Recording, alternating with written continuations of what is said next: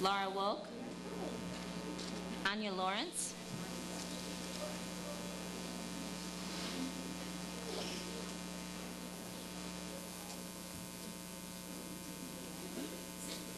Gina Lalamandir,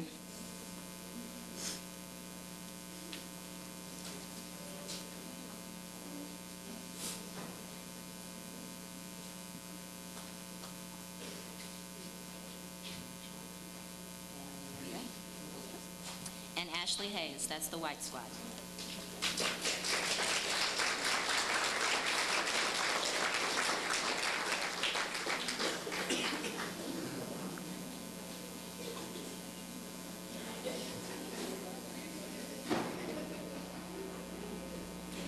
The green squad is Jody Ritter,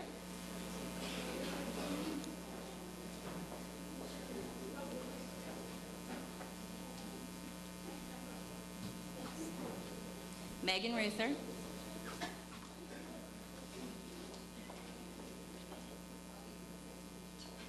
she is.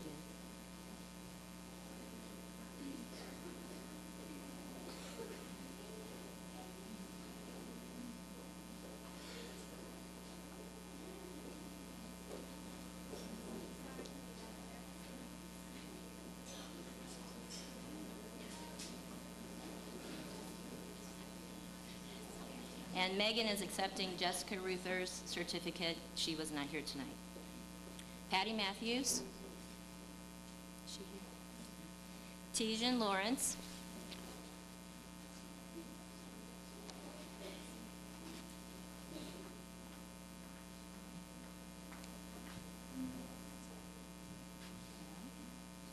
Courtney Hayes.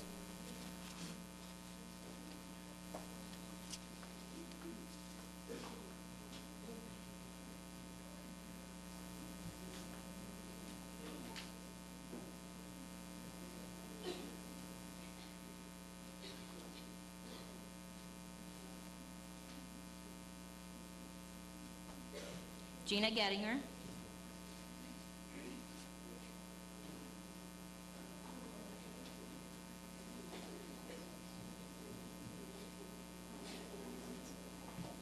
Marcy Bleckler. Is she here? And Nikki Burley. They are not here. The next part is to explain to you a little bit about what our awards are. Miss Spirit was given to the girls, or rather to the girl whom everyone voted the most spirited. And on the white squad this year, it was Gina Lalamandir.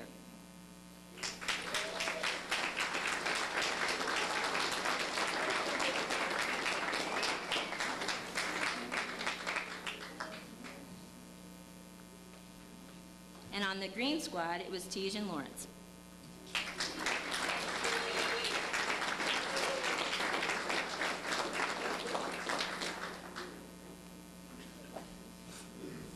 The second award was for Miss Cheerleader, and this was voted on by the coach to give to the girl who was most dedicated and all-around best cheerleader.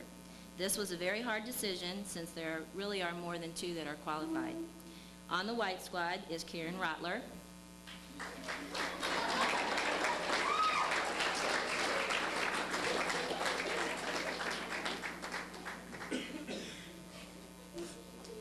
And on the green squad was Megan Ruther.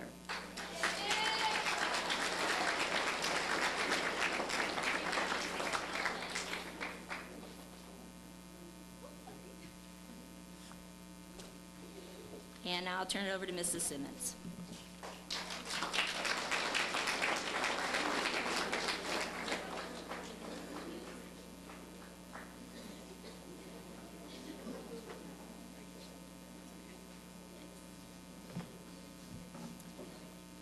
Good evening. This is my first year as doing anything with cheerleading, and I'd like to say that I've had a wonderful group of 6 young ladies to work with. I think they've taught me a lot more than I've been able to teach them, I think, this year, but that'll just help me and also help the leftover girls for the future. Sorry, ladies. These ladies put in a lot of time and a lot of effort in the practices, going to all the wrestling meets. I believe there was only a couple we couldn't go to, and a few of those were because of the snow, which the wrestlers didn't even get to go to. But they took a lot of their Saturdays and a lot of their weekends where, you know, most teenage girls would want to be out doing things with their friends or whatever. They were at wrestling meets with their pillows and getting comfy and cheering, giving all they could during the wrestling meets, just like the guys that were actually wrestling. So, without further ado, I'll just go ahead and call up those ladies one by one so we can give out their awards that they've earned. Okay, the first that we have is a wonderful young lady who is with us from Germany, and unfortunately, she's not going to be back with us. This is Biggie Lormus.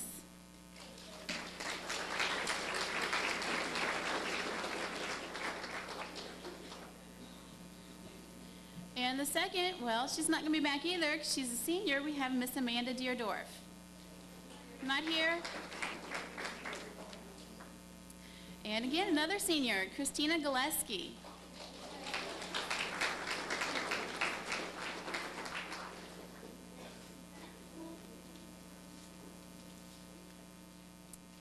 Crystal Herman.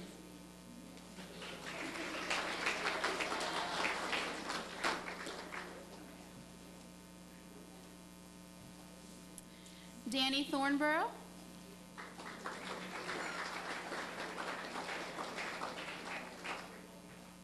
And last but not least, our other remaining senior, Miss Angie Vogt.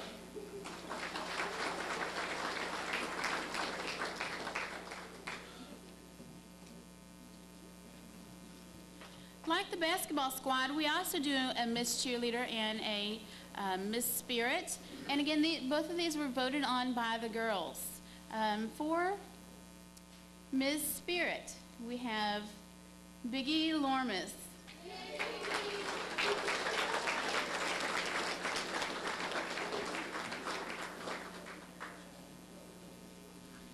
And our Miss Cheerleader, that would be Christina Gillespie.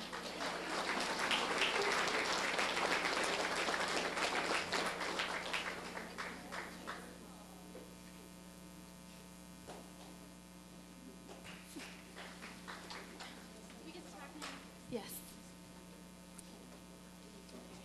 For those of you that attended some of the wrestling tournaments, you probably saw a large banner for the St. Genevieve wrestling team, and it just went by weights and listed, had all the guys that were wrestling that particular weight.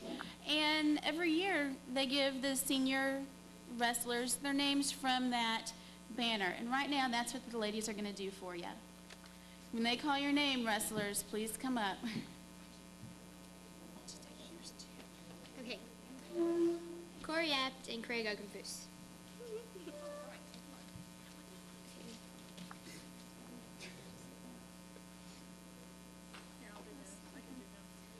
Then we have Phil Cormier, Andy Biat, Larry DeRouche, Brian Geck, and Ben Bowman. You're a senior wrestler. Come up. He's not here. Phil's not here. Phil's not here tonight.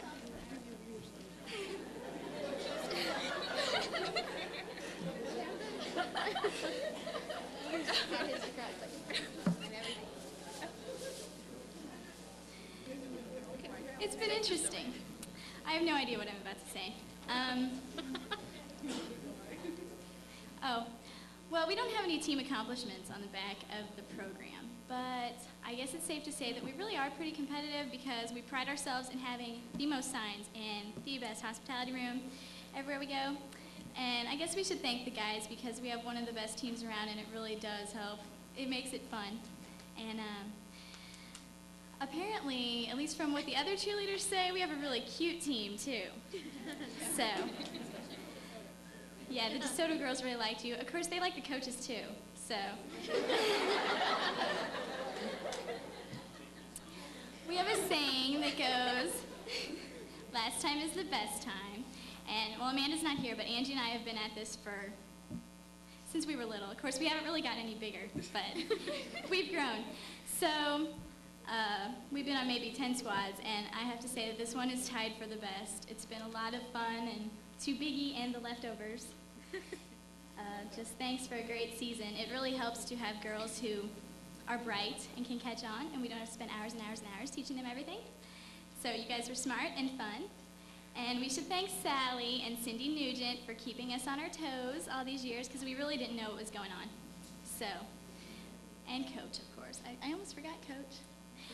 But she pretty much just let us tell her what to do, which was fun for us sometimes, because she didn't know what was going on. But that's about all I have to say for now, and have fun. That's all? Are you sure you're done? Okay. Hey, I have just a little bit to say about Birgit, or as everybody calls her, Biggie.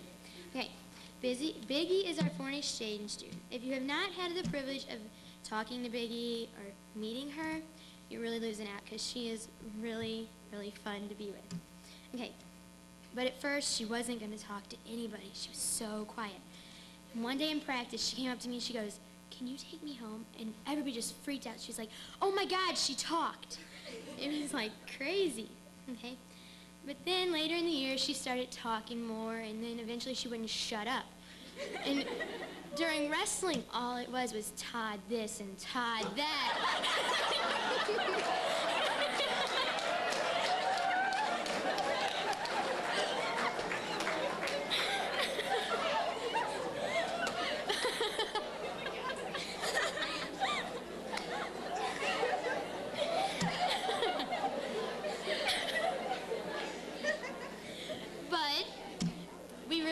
Fun with her, and we hope she has fun when she goes back to Germany, and we hope she keeps in touch.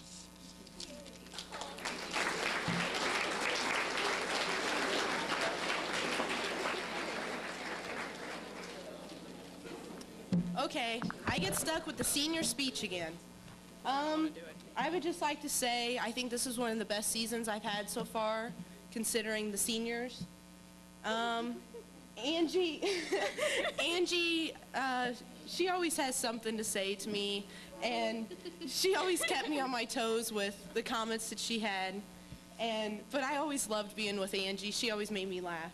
And Amanda, she's not here. She always had one of those corny jokes to tell us and made us laugh when we needed to.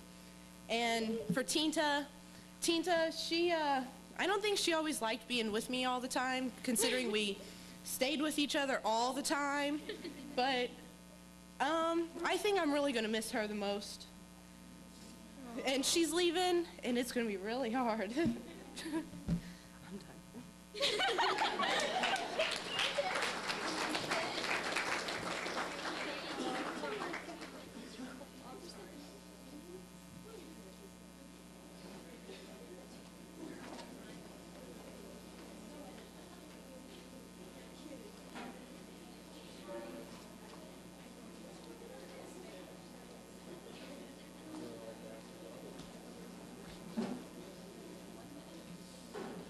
At this time, I'd like to introduce our girls' 9th grade basketball coach, Carrie Hensley.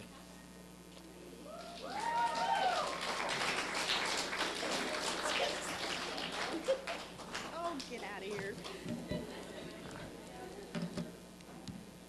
I'm not introducing.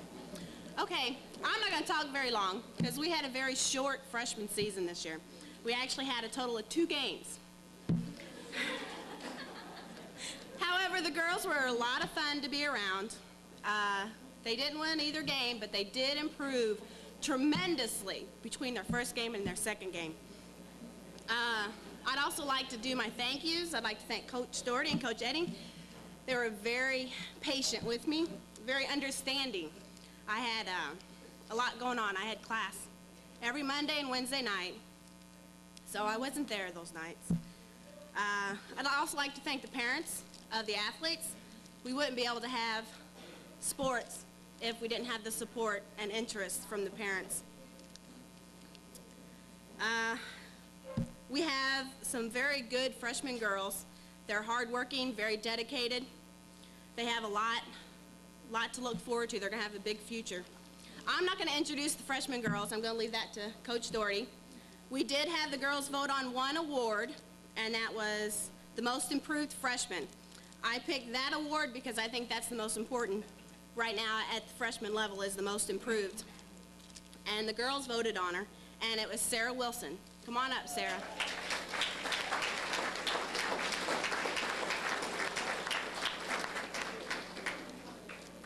And I'll turn it over to Coach Doherty now. Coach, want to take these?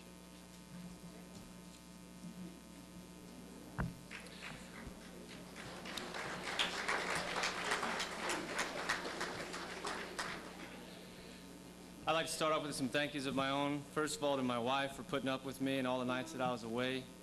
To Coach Edding for teaching me a lot about basketball. For teaching me about being a head coach. You know, I've been doing this for 10 years, and she's just getting started, and I think I learned more this year watching her do her job than any other sport I've been involved with, and as well as for being a good friend. That goes for Coach Hensley as well. I'd like to thank the players for the hard work all year long and their patience. To the parents for running around so much and for raising good kids.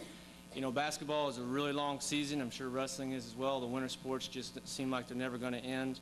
And it wouldn't be much fun if the kids weren't so good to work with, and that's all owed to the parents. I'd also like to thank anyone else who's helped out this past season. You know, there's a lot of people that are just doing small things, and you don't really notice them, but if they didn't do the job, it would really be a standout. Overall record was really not a reflection of what we were able to accomplish this year. You know, a year ago we had the opportunity to listen to a great basketball coach talk about how wins and losses don't really measure the success of a team. That defense defines how good a team you are.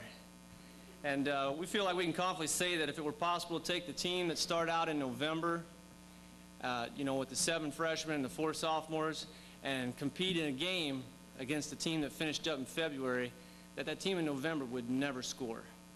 They wouldn't have any chance at all of getting a basket. And Coach knows what I'm talking about. I'm sure the ladies do as well, that we really were able to accomplish some, you know, mile markers for them as far as their ability to play. Like Coach said, it'd be real difficult to pick one player and say they improved the most, because from top to bottom, everybody showed improvement. At this time, we'd like to introduce the players. It's a combination of 7 freshmen and 4 sophomores. We'll introduce the freshmen first, and I ask you please hold your applause to the end. Dana Boyette and Kim Hilbert.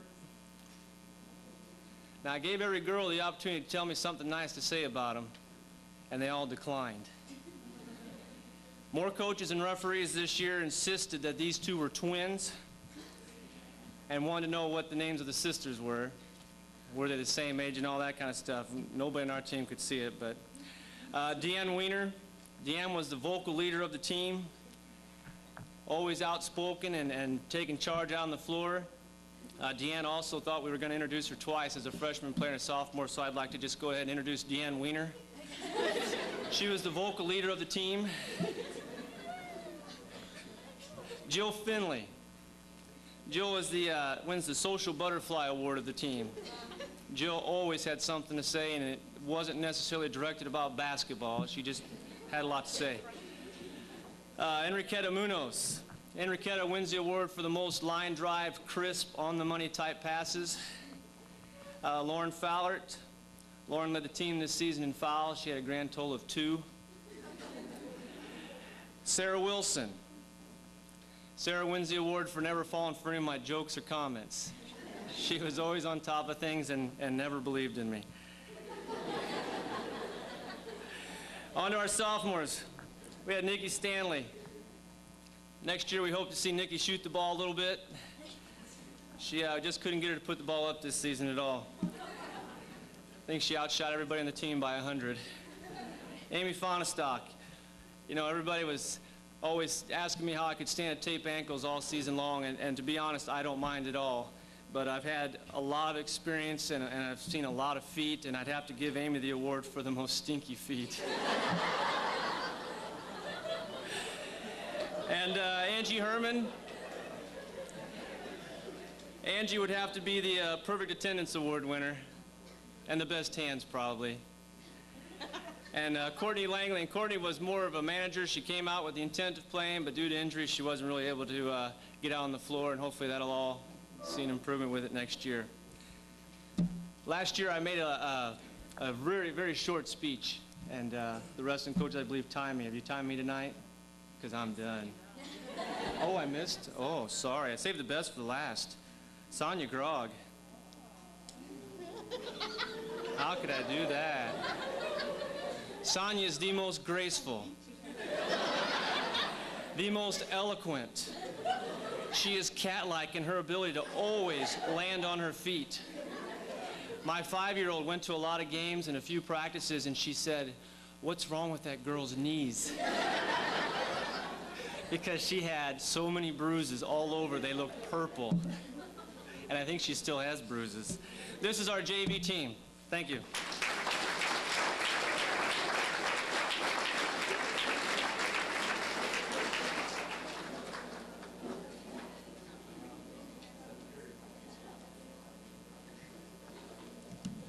For you parents, don't worry. We will ask the athletes to come up after the banquet for more pictures if you need to get some. At this time, I would like to introduce our varsity girls basketball coach, Tara Eddy.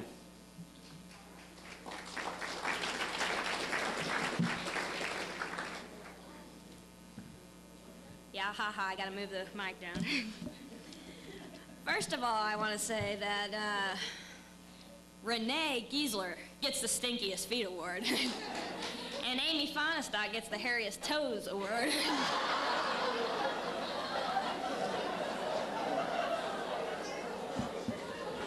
That's all I have to say. Thank you very much. No.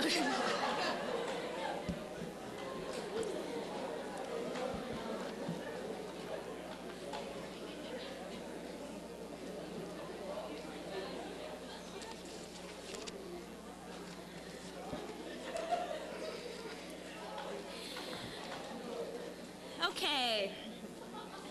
As you heard Coach Drum say, I'm Coach Edding, and as everybody I'm kind of famous for, that's Kedding without the K, because that's how you spell it, so I wanted to make sure everybody knew that. I want to thank everybody who came here tonight, either as a friend or a parent or a grandparent or a brother or sister. This is the last night for this season that you'll be able to support these kids for this season, and I just think that's really great that we have so many people here tonight. These girls have dedicated 4 months of their lives this year to a very complicated sport. Basketball, just as you all know, has so many skills, so many twists and turns, and these girls really did a good job, and their dedication was just great. I'd like to give them a round of applause just for that.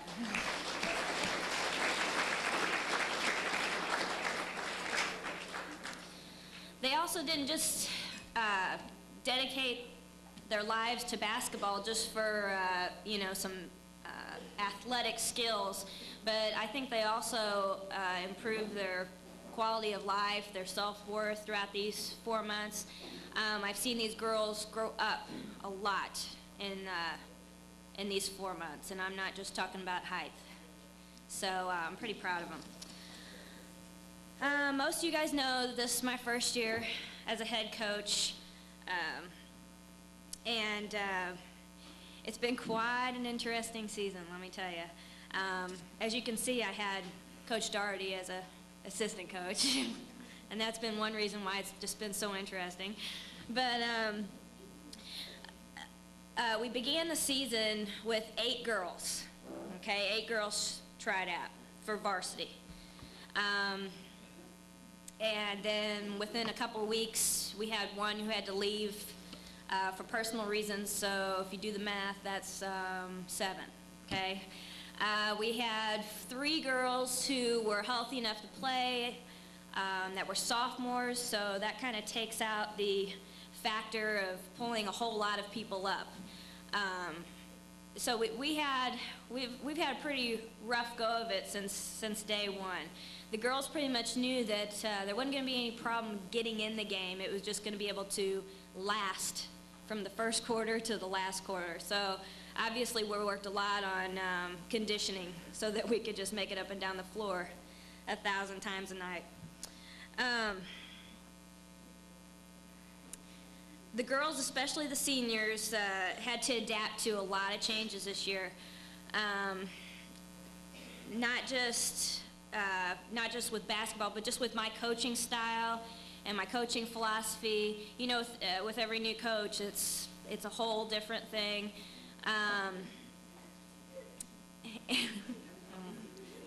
Sorry. You said your speech was going to be short, not mine. But they did a really good job. They had a little period of time to do a lot of adjustment. You know, the season starts and you got the first game within 3 weeks. And these girls, they came in, something that they hadn't had to do in the past is they had to run the mile or a mile and a half in 9 minutes. Is that what it was? They had to do that the first day of practice in hopes that they would be conditioned by the time they came in. Well, of course, okay, I'm a little bit cynical and a little bit negative, and I thought, oh yeah, we're going to be doing this mile and a half for the next 2 weeks, you know, because I told them if they didn't make it the first day, they'd have to keep coming in day after day until they got it. Well, all those girls came in on the first day, and I'm not just talking about the varsity, but I'm also talking about the JV. All those girls came in and ran that in the first day. So that kind of shows that they were ready to go from day one, and they were ready to adjust from day one. And I'm just really proud of them for that. Plays were changed, routines were changed, attitudes and behaviors were significantly altered. Even I had one senior who had to totally change her shooting technique, and I know she didn't like that a whole lot, but she did it, and she did it with a smile on her face, and I appreciate that. Everyone knows that change doesn't happen overnight, but our team, especially the seniors, decided that they would do this overnight so that they could have a really good season. It takes many years to build a good program, but these girls gave it all they had in order to make this year the best it could possibly be, to make it one that they would never forget, and I can tell you that I definitely will never forget it. Like I've said before, I appreciate the effort the girls gave day in and day out. Even though this was a challenging and some days extremely frustrating season, the team worked as hard as they could, and as hard as they could to be a team-oriented players. And that was my biggest goal this year. And on the first day they came in, I said, I just want us to play as a team. I want us to act as a team. I want us to walk around the school like we are a team, and they did that. And I think that's a big factor to some of their success. We were 9-14 this season. You know, there's a lot of different things we can talk about there, how the season went, but I really don't want to focus on that. What we did do was towards conference tournament time. I think we peaked at that time, which was an excellent time for us. We won our first conference game, and we came in to play the second conference game, which was we were playing the second seeded team in the conference, and they had beaten us by 20, 25 earlier in the season, not much earlier, about 4 weeks before that, and we came in and held them to the end, and it was a real tough loss, but I was real proud of those girls, and I think that was their greatest night. Okay, I'm gonna go ahead and introduce the girls one at a time. Girls, as I introduce you, if you just want to come and stand up in the front as I talk about you. Okay, let's see. First one is, well, first of all, I introduce my managers. One, Courtney Langley, who wasn't here tonight, and the other one, Sarah Apt. I didn't think I saw her. But these two girls were excellent. They did all kinds of stuff. They took care of a lot of things for me, so I wouldn't have to worry about little piddly stuff like getting the first aid box and make sure we had clipboards and all our stat papers and all that. They took care of that, and that was a big help, so I appreciate them tremendously. The first player is Katrina McDaniel. Katrina was our three-point shooter. All right, we counted on her to make a lot of those three-point shots, and she did the job. She did a really good job this year. She's a good ball handler. We moved her a lot positioning-wise. Beginning of the year, she was a guard, and we moved her down to a forward later in the season, and she did a good job at both places. So we kept having to move her back and forth, and she adjusted well. Next person is Sarah Baith. Sarah has grown tremendously. Last year I was a JV coach for these juniors, and Sarah, if I had to give an award for the most improved, it would definitely have to be Sarah. Beginning of the season, well, even from last year, she improved a lot. Her shot's always been good, but she was able to get it off faster this year. Her biggest contribution to the team was her defense. She's quick. If all I had to do was say, Sarah, get all over that girl, you know, don't let her get anywhere on the court without you right in front of her, and she would do it for me every time. So she was a major asset to the team in that area. Next, Renee Giesler. These are all juniors, by the way. Renee is an excellent link between the junior and the senior girls, all right? She kept, a lot of times you'll find, you know, the seniors go off in one corner and the juniors go off in another corner, and a lot of times that'll split up a varsity team. But Renee did the job of keeping them together, keeping them meshed together so that everybody kept communicating and nobody got frustrated with each other. I could always count on Renee to get the job done. She is the most consistent person on our team. Very proud of her for that. Okay, now on to the seniors. Jessica Holst. Very proud of Jessica. She is the most powerful player on our team. She leads in scoring, she leads in rebounds, she leads in two-pointers, everything. She drives well, she handles the ball well, and if Jessica was down, the rest of the team was down. So we had to make sure that Jessica didn't get down. So, and she did a really good job of that. It's hard, it's a very hard job to be that kind of person where everybody relies on you to do your best every single night, because if you don't do your best, then we can't do our best. And Jessica took that responsibility, and she did that very, very well. She had 185 shots this year. And in a minute, I'll go on to her scoring percentages. But I can't say enough. Without her, we wouldn't have won the 9 games that we did. Next is Shanna Herman. Shanna is the sweetest person I think I've ever met in my entire life. Shanna's biggest job was keeping everybody mellow. You know, we get hot tempers over here, hot tempers over there. I get hot-tempered, and she was always there to go, it's okay, coach, it's all right, you know, or tell somebody over here, it's all right, just chill out, it's gonna be okay. She was always there to do that. She's the biggest teacher I have on the team, all right? If I needed another assistant coach, I'd go to Shanna for that, because she always stepped up and took those responsibilities to help other people on the varsity team, to help some of the sophomores that were coming up to play on the varsity. She always took them aside and made sure they knew all the plays, all the special plays that the varsity did that maybe the JV weren't doing yet. And she always made sure that they all knew it and they knew it well. She took care of everybody on the team. Deidre Dick. Deidre, poor Deidre. We, this summer we went to team camp, and Deidre was the only senior there.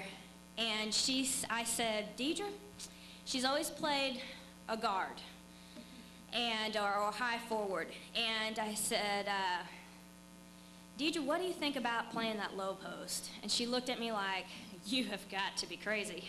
She goes, I've done this the whole time, all the years I've been playing basketball. She was like, she didn't mouth me, she didn't say anything, but she had the look in her face like she could probably hit me, you know. She was not happy at all. But she got in team camp, and she messed around, and she put a few butts in people, and she finally realized, hey, I kind of like this, you know. And anyways, when I said, you know, you really did good in this position, if you can play this position and continue to play it well, you're going to see a lot more court time. Well, after that, she liked that position all over again. She's an excellent shooter, so we didn't want to take her away from that. But she could really get in there and block out and get some of those rebounds that we needed. So I'm real proud of Deidre. Another thing Deidre did, she is my big informer, all right? If you don't know, my classroom's over in the elementary, and I don't hear high school announcements. I may get like the paper announcement later on in the day. Deidre was always there first hour going, Coach, did you know about this? Coach, did you know about that? Did you know there was a choir program tonight in the gym? What are we going to do about a gym? If it wasn't for her, I probably would have pulled every last hair I have out, because I wouldn't have known any of that till it was too late. So I really thank Deidre a lot. She helped me a lot. I don't think I would have made it without her this season. And last but not least, Kara Clemens. Kara, poor Kara. There's another poor Kara.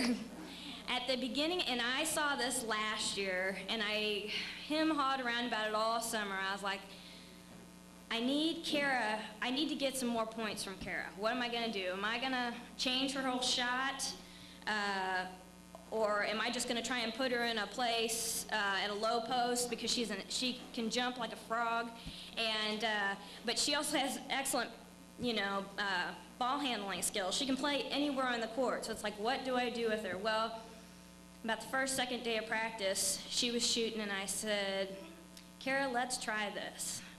And she looked, oh, okay, and within a week, she had totally, and I mean totally, readjusted her shot and was making a lot more shots, and she was pretty happy with that. But I was very proud with her coachability, her willingness to adjust and to do it fast.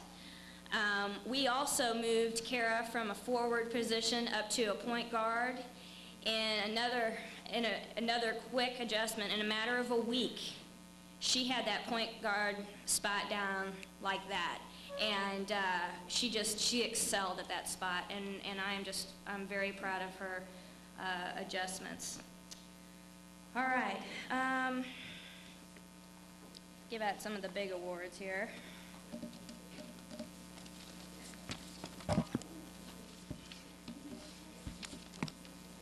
Too many papers up here. Nah, I got it. All right, let's see. Most assists, 91 assists for the season, 91, and that goes to Kara Clemens.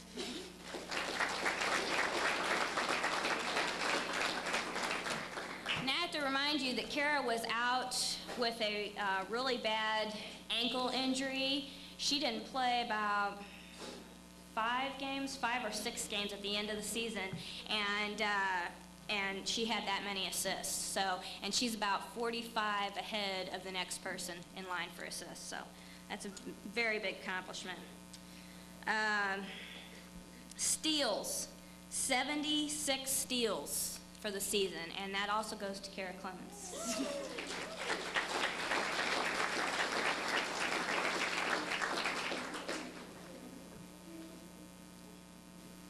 Now, I told you I was going to talk about this person later. Field goal percentage leader. If you haven't figured it out already, it's Jessica Holst. She was 51% from the field, all right, and she was our leading scorer of the team, so she definitely earns this award.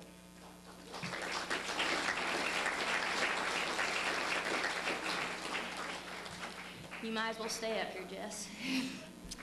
127 offensive rebounds and 152 defensive rebounds. Leading rebounder, Jessica Holst.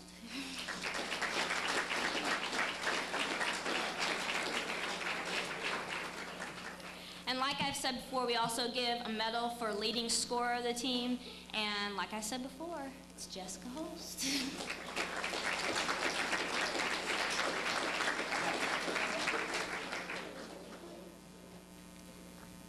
Okay, I just got 3 more to give out, I promise.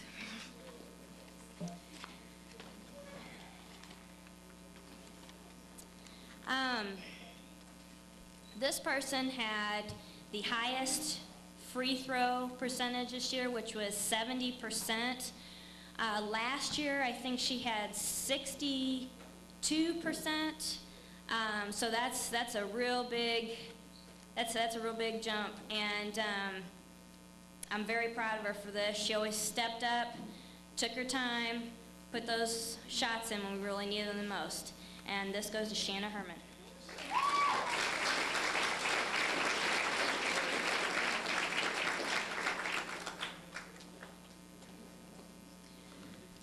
Okay, I hope I don't get misty on this one. This award is the 110% award. These girls know from day one, I said, I've got to have 110% from you.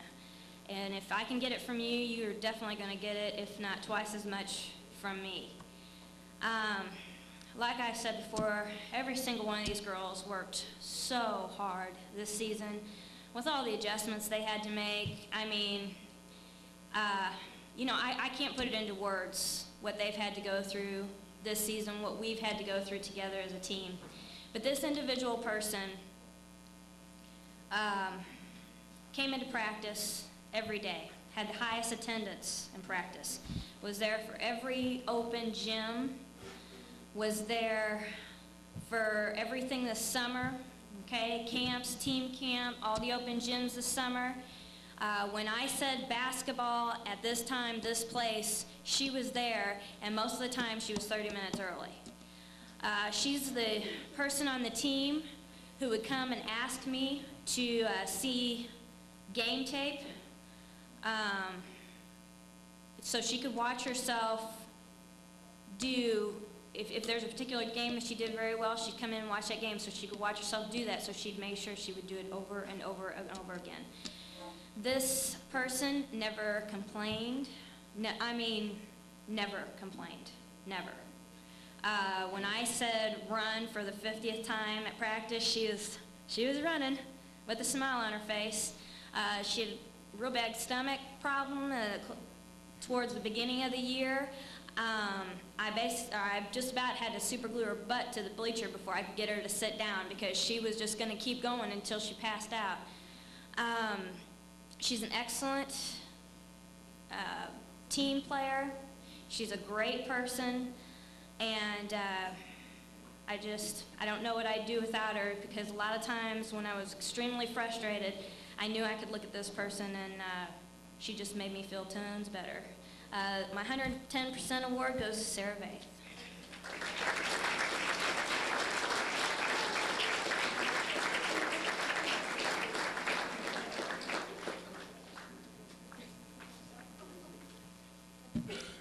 Last, I promise. Most valuable player of the year. This is really hard, especially when you're a new coach and like you want to give them all the most valuable player of the year, because we just had so many times this year where you know, each game somebody stood out tremendously, and our biggest problem was getting everybody to stand out on the same night. But there was always somebody who stood out each game, and it wasn't the same person all the time. So this was pretty hard. But I do have to give it to this person because I talked about before how strong she is, the points that she made for our team, her 60% free throw average. She was highest scorer, highest rebounder. She got in there and did what she was supposed to do when she was supposed to do it. she'd always come out and say, Coach, this is happening, can we try this? I could always count on her to read the plays and read what's going on. I knew that she knew exactly what was going on outside on that court.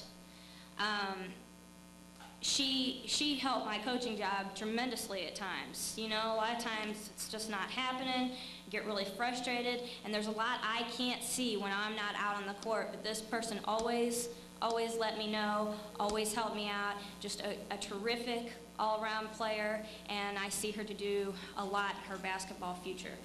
This MVP award goes Jessica Holst.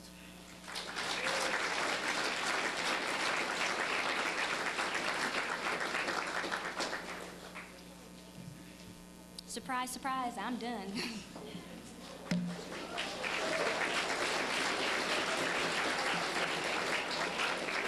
No, I'm not. Haha. I forgot. I need to make sure I thank my players a lot, but I also need to thank the parents. I had some excellent parents. Like I said, this is my first year. I'm sure I made a gazillion, billion, trillion mistakes this year, but my parents were extremely supportive, always there to pat me on the back, whether we lost the game or won the game. And I can't thank you guys enough. We had a lot of Sunday practices, We had a lot of practices over the Christmas break, and I never heard any complaints, and my players were pretty much always there, and I can't thank you enough. Thanks a lot.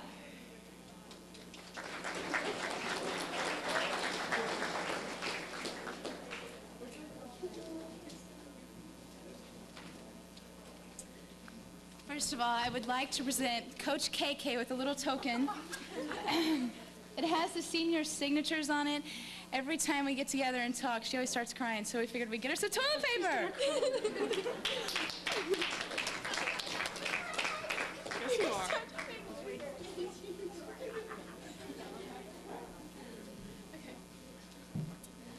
Well, where do we begin? Where do we begin? What a long season, 4 months. Unfortunately, we can always remember the first day of practice. Run, run, run. What are we doing next? Run. In the rain, too, yeah.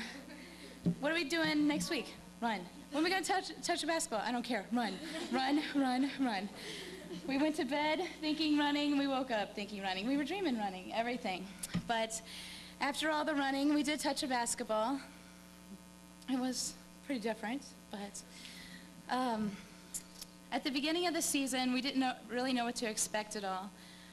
Through the season, we learned a lot more than winning isn't everything. We learned how to come together and how spirit and dedication is more to a team than anything. And without Coach Edding being our coach this year, excuse me, I'm really stuttering. Without Coach Edding being our coach this year, we would never really learn that. Thank you very much. We have a present to present to you.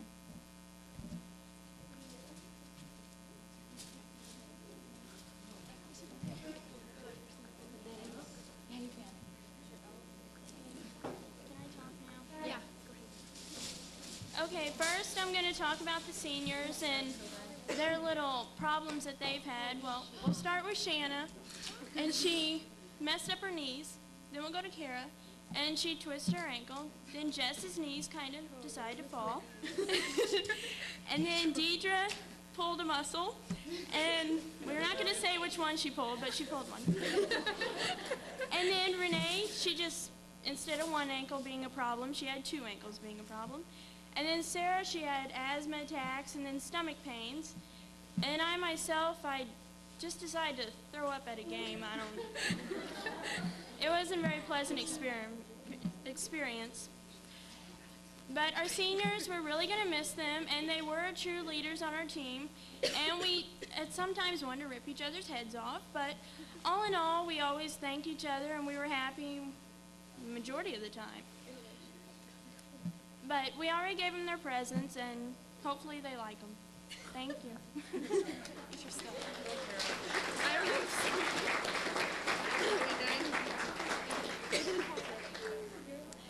Okay, at this time, I'd like Deanne Weiner to come up. By the seniors, we've chosen one freshman girl to represent our freshman award this year. And Deanne has shown every aspect of the sport. She's a hard worker, and she has a positive attitude to practice every day and in every game. And she's very spirited and strong-willed, and so this is why we chose Deanne to be our freshman girl. And we don't have a plaque, but we have something much better. A tattoo. A tattoo.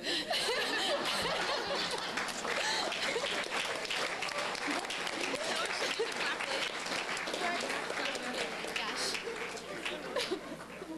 All right, thanks.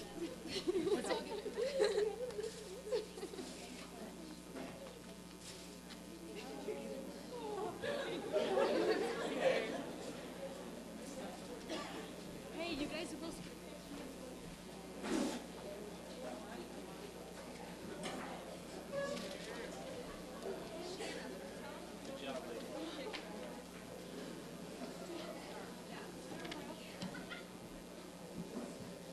At this time, I'd like to introduce our 9th grade boys basketball coach, Jeremy O'Brien, assisted by the JV coach, Russell Toombs.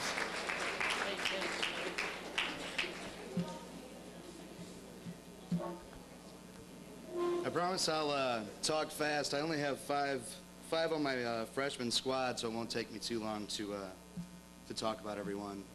I want to preface everything with a lot of thank yous to the players, to the parents, and also to Coach Weiler and Coach Toombs for lots of patience with me at times and with a long season. I'm going to call up each of my 5 freshmen, and then as you come up, go to Coach Toombs and get your certificate. Corey French.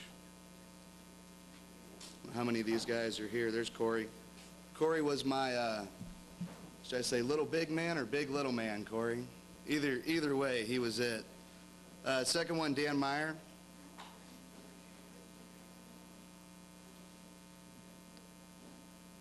Here comes Dan. We spent most of the season with 4 freshmen, and Dan was our 5th. About midway through, he came out, put forth a ton of effort, and he's going to be good for us in the future with JV and with varsity. Matt Smith. Guess Matt's not here. Mickey Stever. No Mick either. Aaron Whitworth. No Aaron's here. I saw him. I also want to have, there's a couple of sophomores I want to give a special thanks to. Coach Toombs is going to talk about you and give you your JV stuff here in a little while. Travis Gordon played for us a little bit. When we had 4, and even when we had 5, there were times that I would borrow a sophomore to come out and play freshman ball with us, and I really appreciated it, and so the rest of the freshmen, so that we could have games. Lots of times they would come with us. Tommy Schmelsley is the other one, along with Dane Korniak, and Dustin Schmelsley came out for us for one game, and I sort of appreciate Dustin. He came out and got 4 fouls, and I think, was it about a minute and a half maybe? So I was glad he was there and all, but I wasn't real happy about that. Our season, we had a total of 11 games, and I always like to say that our record is 1. We won 1 game, and with 5 kids, they put forth a ton of effort, and I know it's cliche to say that the wins don't constitute the team, and that's very true with these guys. They played hard all the time, and as far as their effort's concerned, they always put forth all the effort they could, especially when 5 of them were facing 15 on the bench on the other side, and they came out, and I'm real proud of the one stat I will share is that we really only got blown out twice, and I was glad of that, and so were the kids. They stuck in the games, every game that we had. We had several that were real close, that were within 5. I believe half the actual losses were within 5, and then a couple of the blowouts, and then the rest of them were right in the middle there. But they never gave up, and they really put forth a lot of effort, and I appreciate that. Hopefully they'll be good for us here coming through with the JV and the varsity. They've really set forth a lot as far as fundamental basketball, and have really learned a lot. And along the way, with that 5-on-15 attitude, they really picked up on a lot of heart that they might not have gotten if we'd have had 15-on-15. They really had to dig deep to play the way that they did throughout the season. I appreciate that from them. So thanks again to all the players and the parents.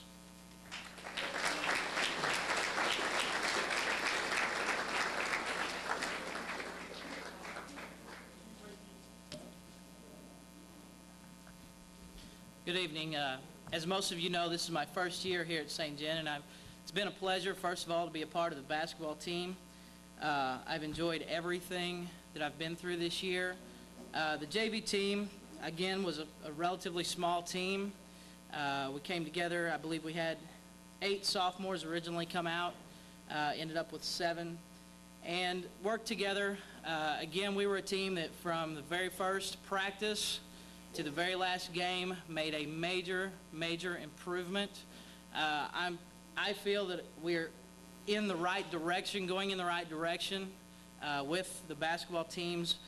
Again, we were 7-10 this year. In fact, I was actually told early in the year that I would be lucky to win 5 games, the JV team would. We ended up 7-10, and there was only one game that we lost by more than 14 points. And of our 10 losses, 8 of them we lost by less than 8. We had some really close games, and defensively we played really well all year.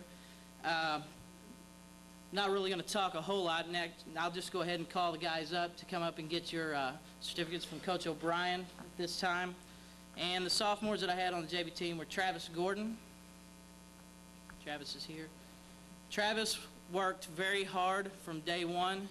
Came out and didn't play last year, decided to come out this year, and Travis, I would say by far, is the most improved player that I've probably been around in my short tenure of coaching.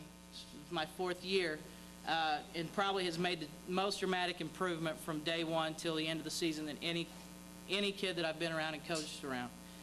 Dane Cornack, I don't think Dane is here this evening, he told me he was going to miss. Bart Ladd. A lot was put on Bart's shoulders this year to try to run the point guard position, and you want to talk about somebody that worked hard every day. Bart had to go against some really stiff competition in practice with Wes and Craig, and got beat up a few times in practice, but it made him nothing but a better player. Bart got sick a little bit near the end of the season and missed a couple games, and you could really tell when Bart was not there on the floor with us. He was basically like a good point guard should be, the floor general, and really kept us in a lot of ball games. Matt Miller. Matt Miller. What do I say? Matt led the team in rebounding.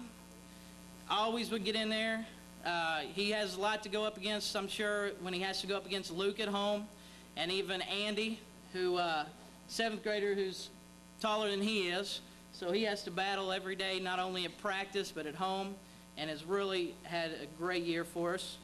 Dustin Schmelsley, Goose. Dustin came on second half of the season and really showed a lot of potential of what he can do for us in the future on the varsity level. I would say second half of the year, probably the last 7 ball games, 6 or 7 ball games, led the team in rebounding, offensively and defensively, and played really well. Tommy Schmelsley, is Tommy here? Tommy's not here. And then I had 2 freshmen that Coach has already mentioned that played quite a bit of JV ball, that I'm happy with the way that they played when they come out late in the season after we lost a couple kids and moved a couple kids up to play some varsity, and that was Matt Smith and Aaron Whitworth. And we had a heck of a year. Glad to have these guys back next year, and see a lot of potential in the future. Thank you.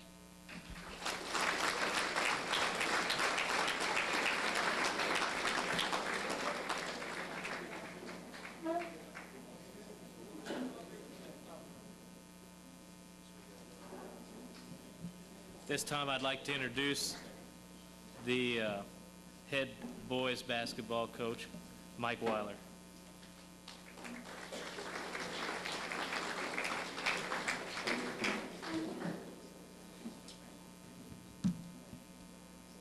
73. That's the number. I told Coach Warner, I talked to him at lunch today, I told him I was going to be really short, really short. Well, I got home after school today, started timing my speech, 73 minutes. But I guarantee you it'll be the most enjoyable 73 minutes you'll have for the next 73 minutes.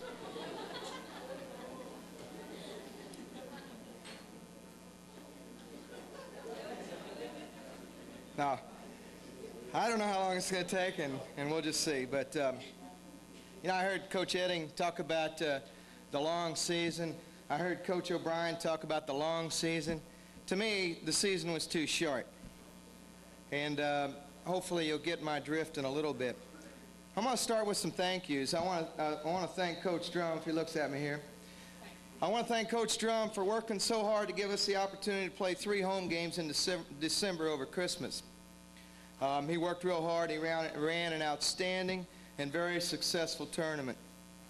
I want to thank all those people whose expectations were short of nothing about us this year. To those who told me the same thing they told Coach Toombs, we weren't going to win 5 games. You know, all it did was want to make me prove them wrong. But, you know, realistically, when you look at it, and I looked at it after I took the job, we only had 1 of 7 people coming back who played last year. The top 7 people, we had 1 person back. We had no experience. We were coming in with a new system. You know, in the first 13 games, we went 3-10. It looked like it, too. You know, we weren't winning. I want to thank Coach Sherry. He's not here tonight. But he told me early in the year, early in the season, that we had the guys playing hard. You know, we weren't winning, but he said we had the guys playing hard. And that, to me, was really positive outside reinforcement. It's something a coach sometimes needs. You know, we felt that way, and it was really good to have somebody else say it. I want to thank all those people who, late in the year, who either sent me a card, telephoned me, or just stopped me somewhere and mentioned how well we were playing and that we were doing a good job. I want to thank Coach Toombs, Coach O'Brien, who helped me. I want to thank my wife, who without her, I couldn't teach after 3 o'clock and then sit, observe, and evaluate the progress that we're making on Tuesdays and Friday nights.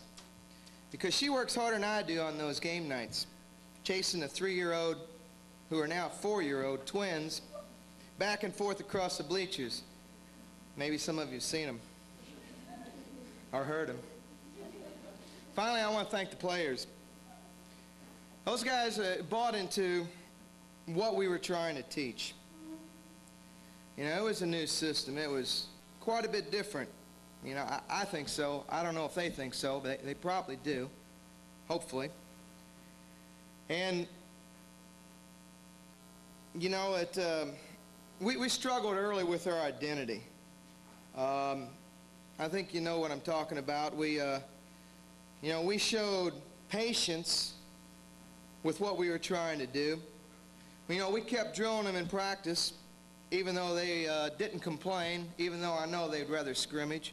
You know, we just kept drilling them. Tuesday and Friday were scrimmage days. We'd scrimmage 12 minutes. You know, but early in the year, you know, we saw signs of positive things going on. We weren't winning. You know, against Farmington, we're down 13-0. You know, I go, oh, no. And anybody who went to the Farmington game the previous year, you know, we were down 30-0 at one time in that game. And there I was having these deja vu type feelings that, you know, when's it going to end? Well, from that point on, we outscored them 22-13, and we made it respectable. You know, against Perryville early in the year, we were up 12 at 2 different times in the ball game. We held on to win by 1 point. Against Herculaneum early in the year, we were up by 15.5, and we let the lead slip down to 2 before we hung on and won by a few. So we showed signs of being pretty good, but we couldn't put it all together. We weren't consistent enough to put it all together through an entire game. Then early January, we put a complete game together. You know, but I felt we would. I knew it was coming. You know, our epiphany, I got to stick that in there because I used to teach literature. Our epiphany came in a 28-point loss to North County. They're out there thinking, what's an epiphany? We were down by 13 going into the fourth quarter. But we did things right, and we did things in North County. We controlled them. Yeah, they started in a zone, and we showed patience. We were down 10-4 at the end of the first quarter. They didn't like that pace. Well, that's great. It's the pace we wanted to go at. It was a matter of we were controlling them. They went to a half-court trap because they were going to pick up the tempo. And we scored a lot of easy layups with very, very precise ball movement. We looked good. And then they went to man-to-man, so they were pulling every trick out of their bag. And here they were, you know, the best, probably about the best team in the conference. We knew it at the time, and they were. They won 20-something games. They went to a man. You know, it was too early to go to red. We didn't have red offense in yet to where we wanted it. But we played man, and, you know, they were bigger and stronger, so they ended up winning. But the next night, we came home, and we beat Potosi by 13. We played consistently for fourth quarters, for 4 whole quarters, and also for the rest of the season. I think at that point, we knew what we wanted to do and how we wanted to do it. We were really, I guess, a tale of 2 seasons. You know, the first 13 games, we allowed an average of 64 points per game. We were 3-10, first 13 games. The last 13 games, we allowed an average of 48 points. That's 17-point swing. Our record was 8-5. We won 5 of our last 6 home games.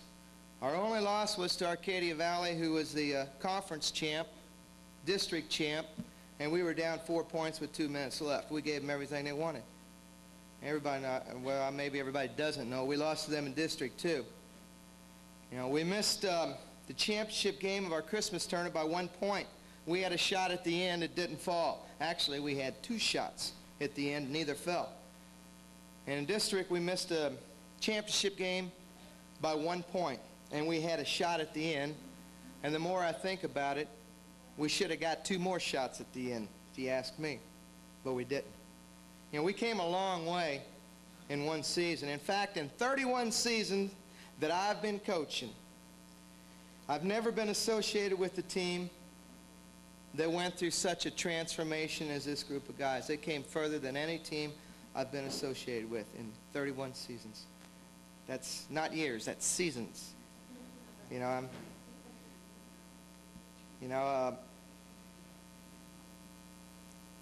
I'm really proud of the success these guys showed. And again, it's not wins and losses, you know, but just the way they stuck with it and battled. And I want to thank, because I'm still doing my thank yous, I want to thank all those people who started supporting us throughout the year. You know, we started drawing some people, and at the district game, Coach Toombs told me I never looked, try not to look, you know, behind at the crowd. He told me, you know, we had a great following there.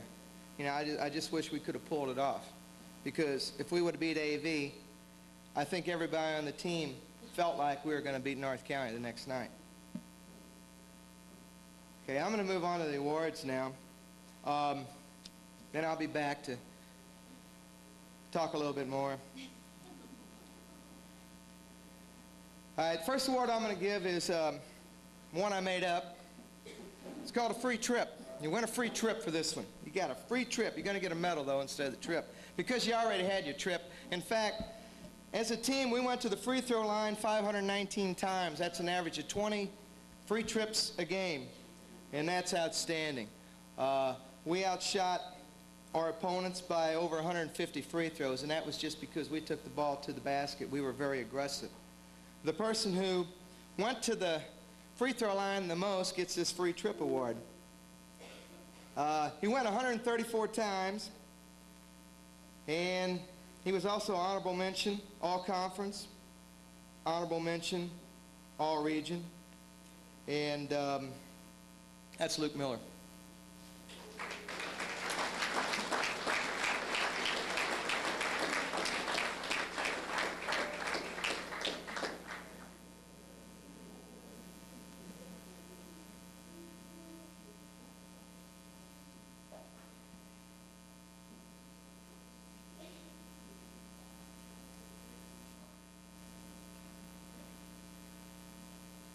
You know, I wanted to tie that in with the stat of us going to the free throw line, because it's so much important to our success. And I'm going to bring Luke back up here in a minute, you know, with the rest of the team. You know, but I wanted to give him that just because, hey, it's a free trip. I'm going to introduce the players now. I'm going to start with the managers and the statisticians. And some of these people are going to get letters, some are going to get bars. First one I'm going to give is Amanda Gettinger. She was our manager.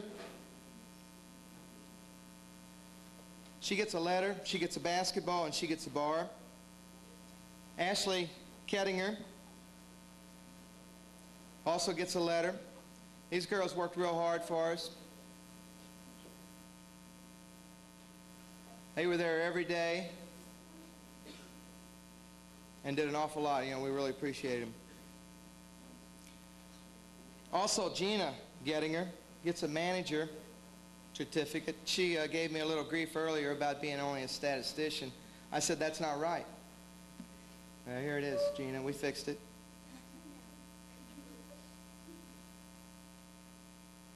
Okay. I'm not going to talk individually about many of these players because, you know, I don't like, you know, I'm really into the team aspect of it, and I really emphasize that throughout the year, and hopefully, you know, that will be part of our success, you know, this year and also in the future. You know, even though I love these guys, you know, they put out outstanding effort for us all year. You know, there's a lot of good things I could say, and I will say some good things, but I don't want to get into the too much of the individual stuff because it is such a team sport. Josh Bleckler, he's a sophomore. Josh, very good defensive player. Adam Reynolds. Luke Miller. I already told you a little bit about Luke. He likes to go on free trips.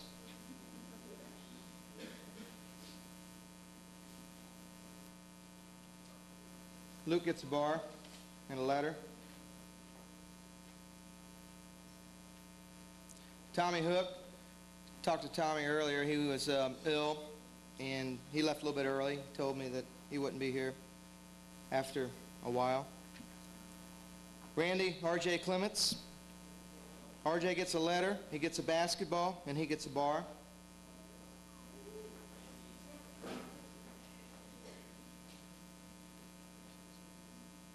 Cody Bova. Cody gets a letter, a basketball, and a bar. They're on the bag.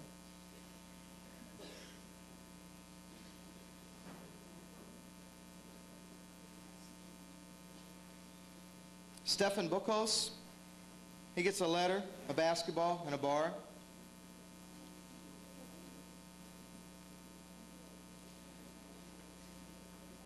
Wes Armbruster, he gets a bar.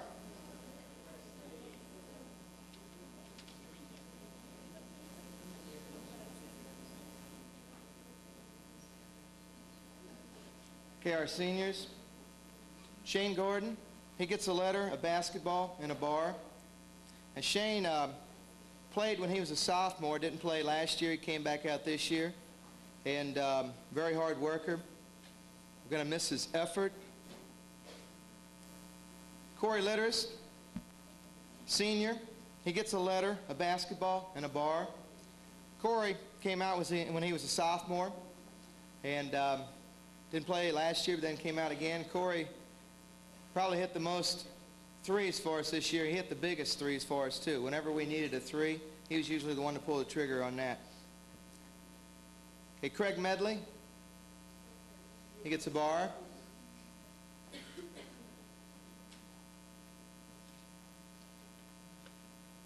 And Scott Shilley, he gets a bar.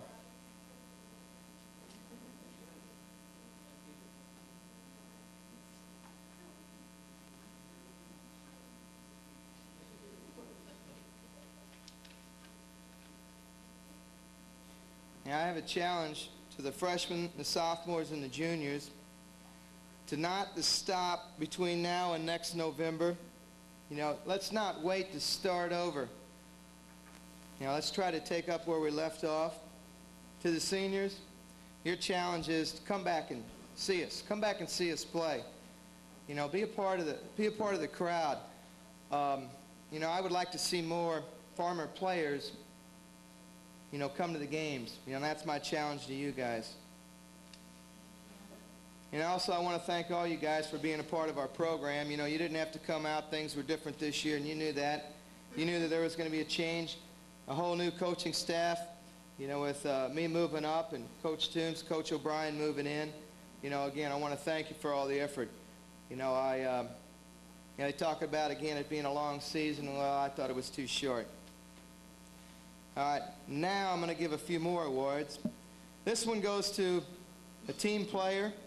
This was voted on by teammates, everybody in the program. Team player. You know, what was great about this was that 6 different people received votes. I thought that was kind of neat. All 4 seniors received votes. And the person who won this award, I coached. I don't like to use that word, I hate it, but I need to use it here because these guys weren't around. I had the opportunity to coach him all 4 years. When I was a freshman coach, he was a freshman. He moved up with me, JV. I coached him a little bit last year, JV. And team player voted on by his teammates, Craig Medley.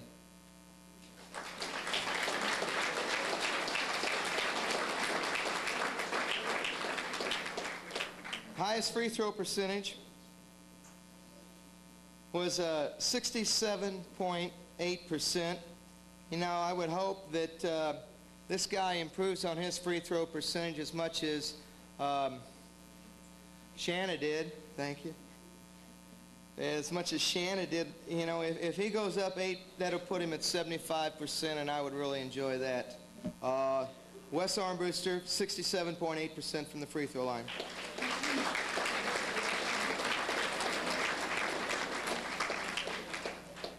The Tenacity Award. Again, 6 different people got votes for this. Now, again, I thought that was really neat. All 4 seniors, again, got votes for that. And these guys were full of tenacity. And I looked it up in the dictionary, and the root of that was tenacious. So, and this guy was tenacious. He was very tenacious, especially on defense. Shane Gordon, voted by his teammates, Mr. Tenacity.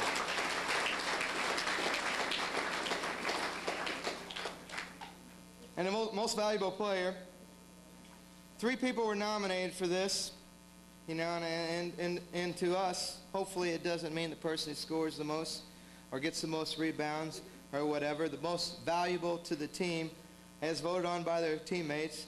We was all conference, first team. He was all region, first team. He received this award last year also, and Scott Shilley wins it again this year, most valuable player.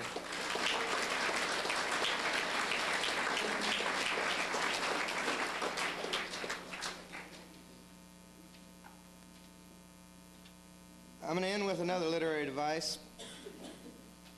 An epiphany isn't a realization. We realized at that time, for those of you who aren't up on your literature. I'm going to end with an illusion. An illusion. A-L-L-U-S-I-O-N. Not an illusion, an illusion. Who knows what an illusion is? Illusion. And nobody knows what. Oh, we got 1. We got 2. All right. We got 3. All right. I'm going to end with an illusion. It's a reference to a subject the author thinks you're going to recognize. This comes from a main character from John Knowles' novel, A Separate Peace. His name was Finney. He had 3 commandments. I don't remember 2 of them, but the one I do remember, you know, and I share it in my classroom regularly, K through 5, when they ask me who won. I said, you won. His commandment was, and I believe in this, and I think everybody in this room believes in this, or you wouldn't be here, is that you always win at sports. Thank you.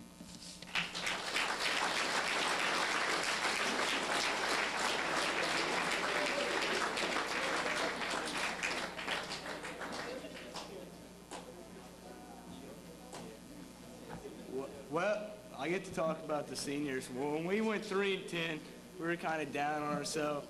But with the seniors, we bonded and we became one. And it was fun to win with them, and we wish we could have them back more. So thanks for a fun year, guys.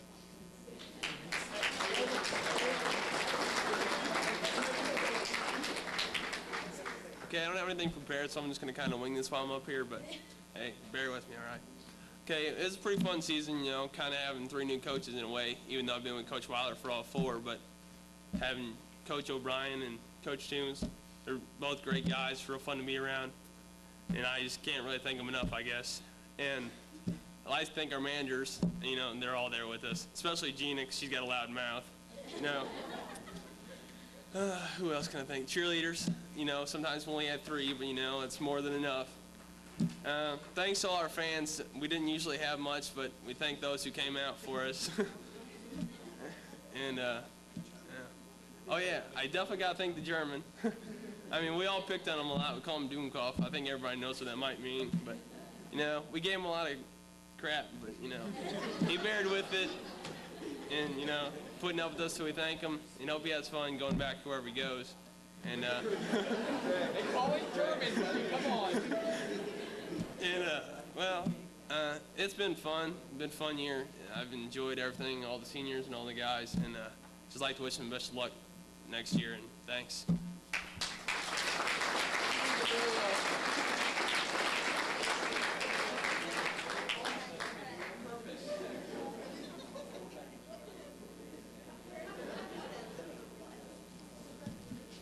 I'd like to thank Coach Weiler for not asking me to define illusion when I raised my hand. Now I'd like to introduce our varsity wrestling coach. He'll also be doing the JV duties tonight also because Coach Beezer is in Florida probably as we speak. Chris Warner.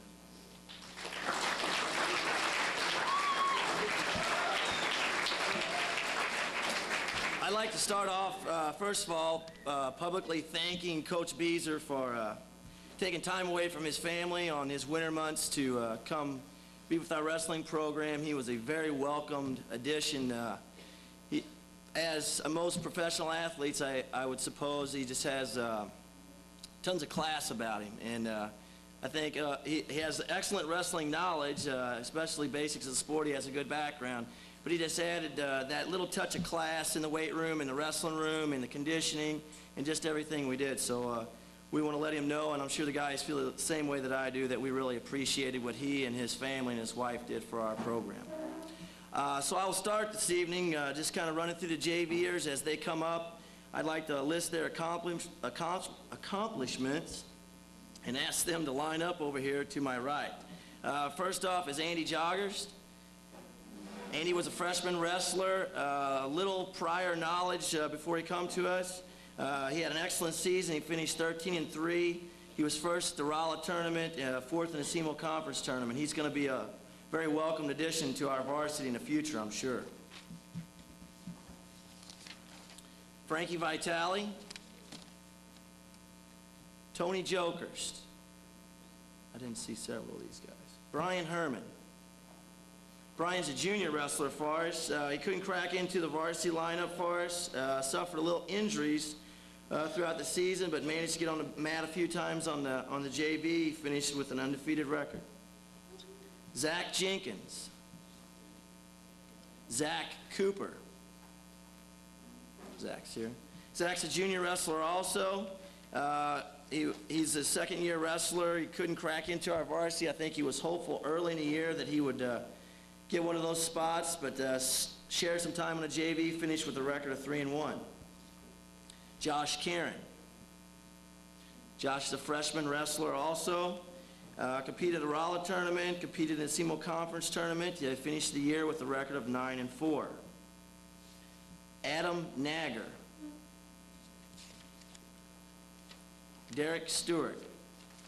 Derek was a freshman wrestler. Kind of swapped around some weight classes. One time he'd wrestle 171 when he was feeling nice and skinny, and then when he's feeling bigger, we move him up to 189, so he give away a few pounds there. But he had an excellent season for his freshman year. He finished third in the conference tournament with a record of 7-5. Chris Durbin. Matt Steiger. Big Steig. Steiger's a lot of fun to have in practice, boy. There's never a dull moment. He will challenge anybody. It was a lot of fun, and it was good to see Matt come out. He's got a tremendous amount of heart, and again, it's obvious the way he's smiling now. He has fun every day. Everything you do, you throw him against, a returning state champion out there in practice, and just get his head pounded in, and he has a great time. So it's a unique individual, but we love having him as part of our program. Danny Rash, Clint Figge. Clint's here. Clint's a second-year wrestler for us. He's a junior.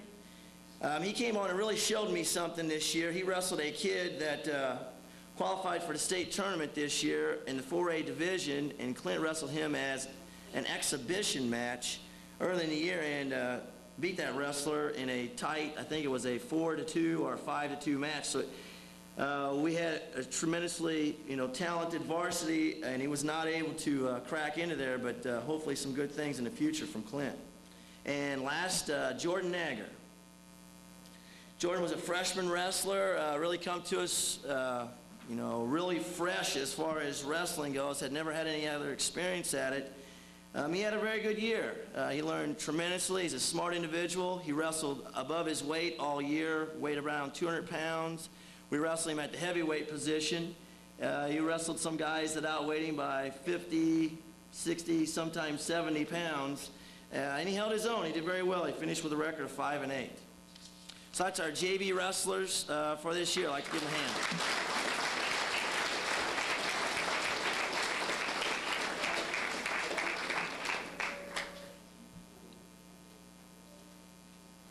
You want to reintroduce me?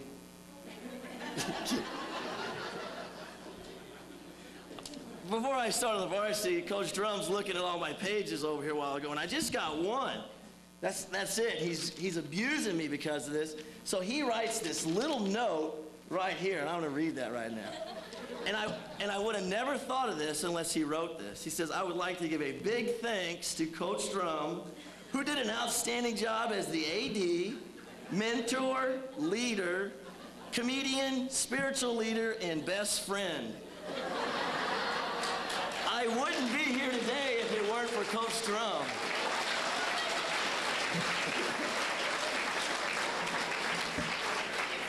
Okay, I'll start with my varsity then.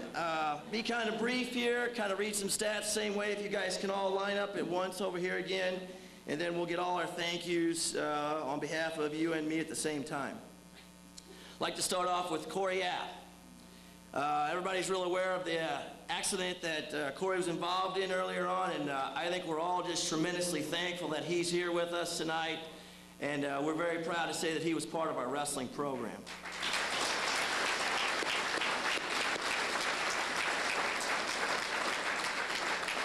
My next wrestler was a JV wrestler pretty much the whole year. It was freshman Justin Jokerst. Justin was undefeated on the JV. He was freshman sophomore conference champ at 112. He was also 1-1 on the varsity for me.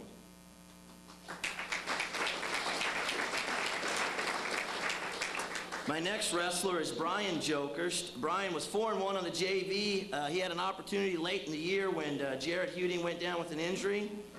He stepped in, he filled a 125-pound spot for me. He finished 4th in the district, was a sectional qualifier, so he filled a big spot for me at the end of the year.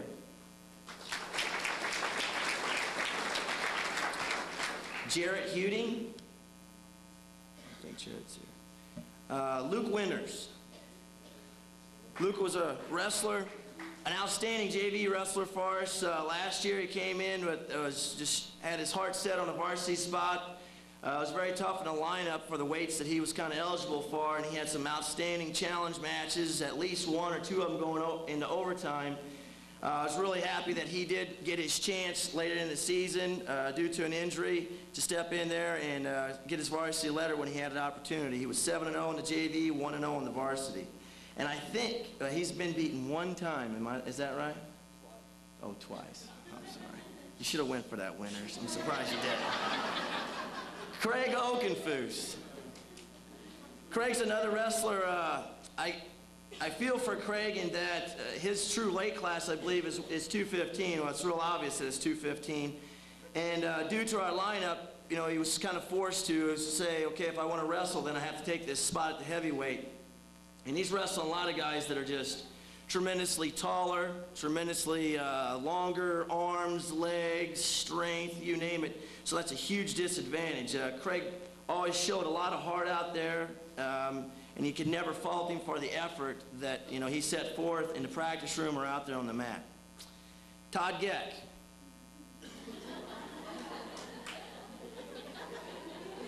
Todd is still red from when them cheerleaders were up here a while ago.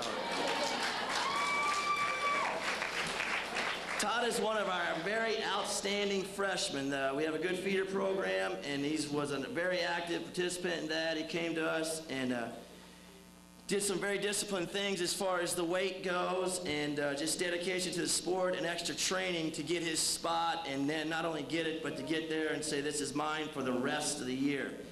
At the varsity level, at 130 pounds, Todd finished with a record of 21-12. He was third in the district. He was a match away from qualifying for the state tournament, so an outstanding year. 189, Andy Biak. Andy started the year, again, we had a very, very competitive challenge progress going on in the year, and he was an active participant in that, especially with the semifinal football game there. It put us late getting started. I don't know that he got the spot that he wanted, but he hung with it, and he also wrestled above his weight, but he finished with a record of 13-9. He was second in the district, and he as well was a match away from qualifying for the state tournament, so he had a good year. Phil Cormier. I don't think Phil's here. Tyson Geck. Tyson's an outstanding freshman, twin brother to Todd. Wrestled at 152 all year, which is just predominantly an upperclassman, tough as nails, dominated weight class, and he held his own. He was second in the conference, second in the district, fourth in the sectional, state qualifier, finished with a record of 25-8. Outstanding season. Tyler Wolk. Tyler come to us this year after an undefeated season on the JV last year. We expected big things. He shows tremendous amount of heart out there on the mat. He was second in SEMO, second district, second in the sectional, and state qualifier. Finished with a record of 24-7. Todd Tomier, another sophomore. This is amazing. Todd weighed 143 at the state tournament. And if you look at him now, within a day after that, the kid gained like 25 pounds. I don't know how that's possible. It just tremendous. I don't hardly know him. Todd had a tremendous year. He has tremendous heart out there on the mat. And he's getting smarter each time he goes out there. He was third in the district, third in the sectional, and was a state qualifier with a record of 22-12 as a sophomore.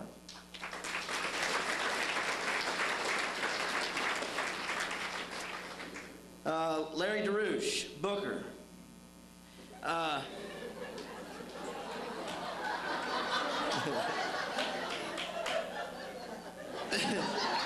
When Larry was a seventh and eighth, sixth grader, he was always big for his age. I was extremely talented athlete. I was, really looking forward to getting him into our program, and then he moved on us, and he went up to Festus, and then were there a couple of years, then come back down. Then right at the start of the wrestling season last year, he moves to Colorado, so he had an outstanding year there last year. He was sixth in the state in Colorado.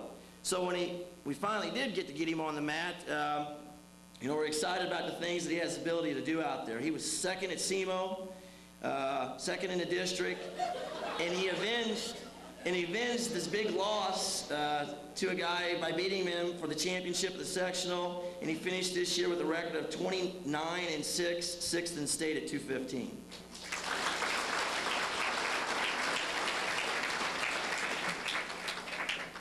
Nick Vogt. Nick's returning state placer for us. He was third in the state last year at 103. Huge things were expected of Nick all year, and he delivered. He entered the state tournament with an undefeated record. had his shot at the state championship. He was undefeated, district champ, sectional champ, conference champ. A very tough weight class in the state tournament. He tagged 2 losses on his record. He finished 28-2, 4th in the state at 112.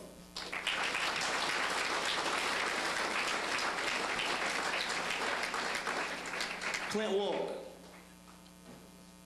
Clint is another one. Obviously, when wrestling and St. John are mentioned in the same sentence, there's usually a Wolk, a Geck, a Bowman, or somebody in the last, in that sentence with that. And Clint is, an obvious showcase wrestler for us. He's a 2-time returning state champion. And anytime you have somebody that caliber in your lineup, everybody's watching them. And particularly late in the season, everybody's gunning for that person. And we had a very tough state tournament. He has nothing to be ashamed of at all. He was SEMO conference champ, district champ, sectional champ, and he was beaten by 2 very high-quality individuals in the state. And I would be willing to bet that Clint's going to run into those again maybe next year or this summer, and he'll probably get his evens. Finished with a record of 31-2, 4th in the state at 119.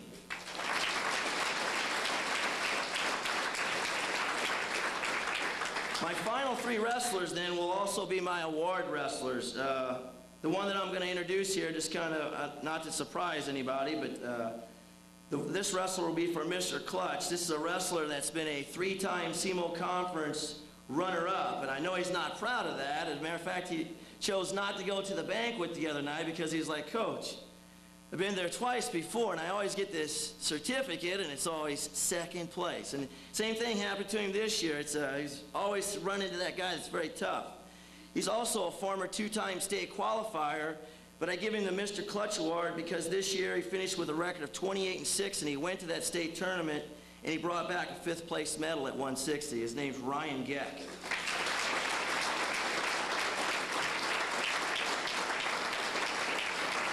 Prior to the season, Ryan was also voted as one of our team captains. I must say that he did a very admirable job there. You couldn't ask for anybody that would push himself harder, lead by example, doesn't hesitate to push a younger guy into making himself a better wrestler.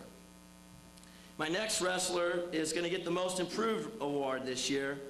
He come to us as a freshman, and know a lot about this young man through the experience he's had in the Little League.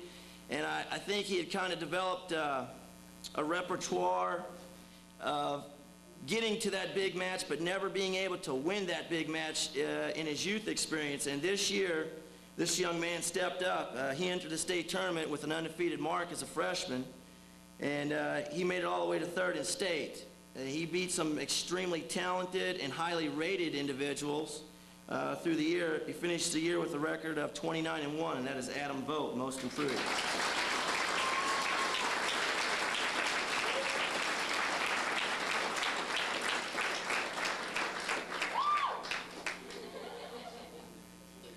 My final wrestler of the evening is Most Valuable Wrestler. I don't think it's any secrets. I like just to read a little resume on it, and I must say it's very, very impressive. The young man is an undefeated state champion for the 2nd year in a row. He's elected a team captain. Obviously, great job there. There's no one who individually pushes himself harder. He's a 3-time district champ, a 4-time state qualifier, a 3-time conference champ. His final 2 seasons, junior and senior year, it was a record of 66-0. He has over 120 career varsity wins, and recently assigned a full-ride scholarship to Lindenwood College for a full 4 years. Ben Bowman, 34-0.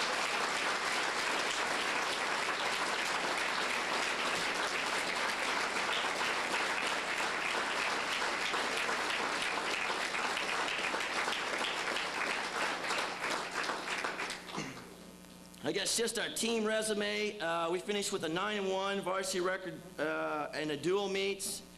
I think everybody here would have liked to seen us get another shot at Farmington in the opening match. We felt our hands were tied a little bit. We wanted the football program to do as well as we possibly could, but I think there was 11 out of the starting 14 varsity guys came in with 3 practices under their belt, and it's just it's such a conditioning thing at that point. I think at that time, had we been on the mat the same amount of time as them, we might have been able to say we could have had an undefeated dual season. They were first in the Union tournament by 98 points. They were first in the Tiger Classic by, I think, 3.5 points, so it was a tight tournament. We were snowed out of the Oakville tournament. We won the St. John tournament by a tremendous margin. We were leading the SEMO Conference tournament until the final 2 matches of the tournament were wrestled, and Farmington pulled ahead of us and won it by a narrow margin. We were second in the district by 1/2 point. We were second in the sectional to Farmington, but then we got them in the state tournament, and we ended up finishing 4th in the state, where Farmington finished 5th. So that was tremendously satisfying, I guess.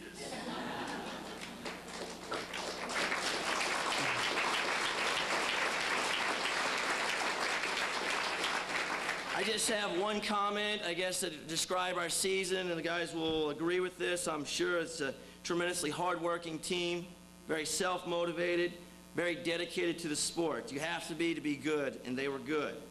I would also like to add they were very fun to coach. These guys knew how to be mature, but have a good time.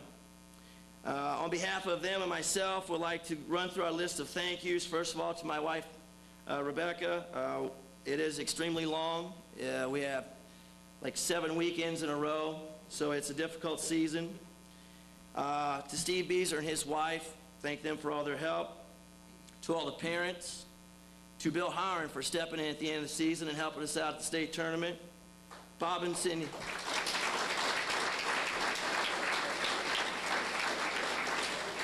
To Bob and Cindy Nugent, who handle all our videotaping and all our pictures and stuff for the newspapers.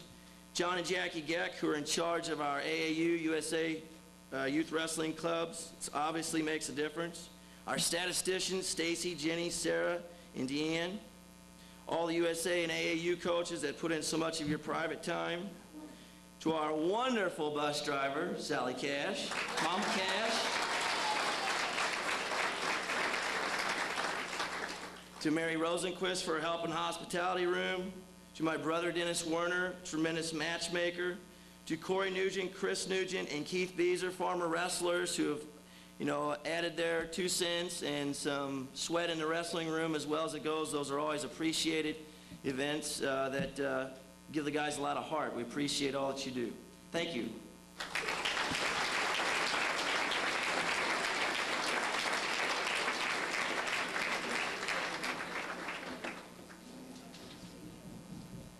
This thing on?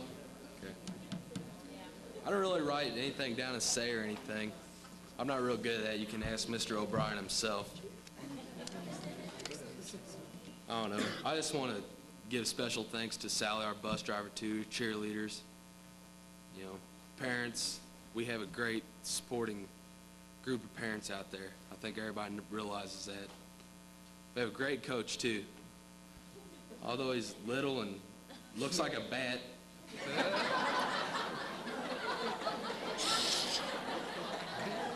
I think everybody really appreciates him. The wives, they're great too. And beautiful, man. And, the Nugents, they're a great help this year too. But we got a little gift back there that we want to give Coach. I don't think he wants to open it right here in front of everybody. We kind of got it's stuck in his mind that it's something bad, but I think it's something you'll get a lot of use out of. Might have to grease it up every now and then.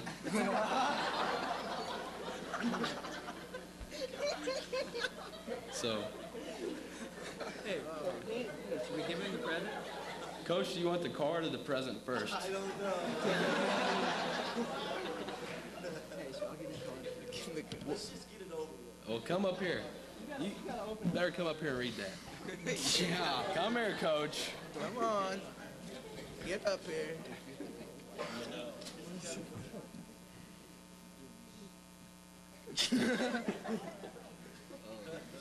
Read the front. This is good. I can't read this, though. Well, before we get too far, I forgot to give special thanks to Coach Beezer. He can't be here with us tonight because of the whole Florida thing. But he was a great coach this year. I think everybody really appreciated him as well.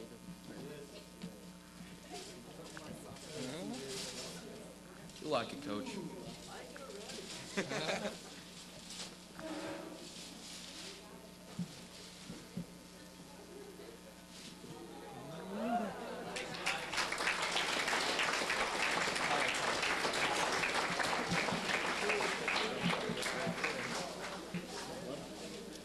Before we go too much further, I gotta just say a few things. I didn't get to wrestle very much this year. I don't know exactly what happened, but I do know I've loved this guy since the beginning. I've wrestled with Ben, Ryan, all these guys since the beginning. In AAU, USA, there's nothing better in my entire life that I'd like to have. I'd like to have him in my life, and just know everybody else has had a great year, and us seniors, in my mind, couldn't have had anything better. And also,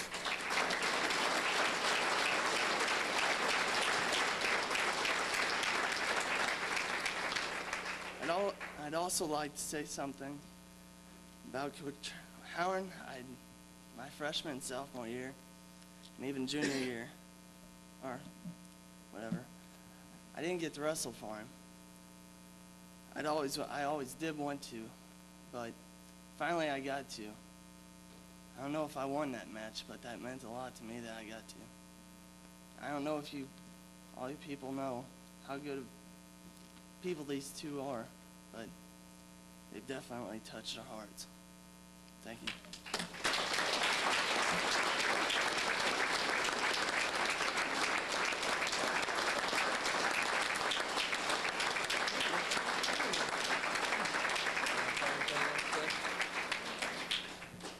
Thanks.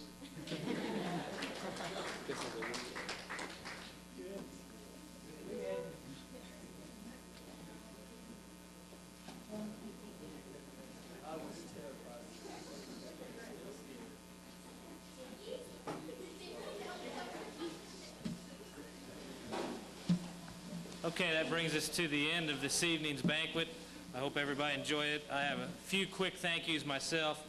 I'd like to thank the boosters and the booster officers. Regina McDaniel is the president, Vice President Jim Wagner, Secretary Cindy Nugent, and Treasurer Mary Geck.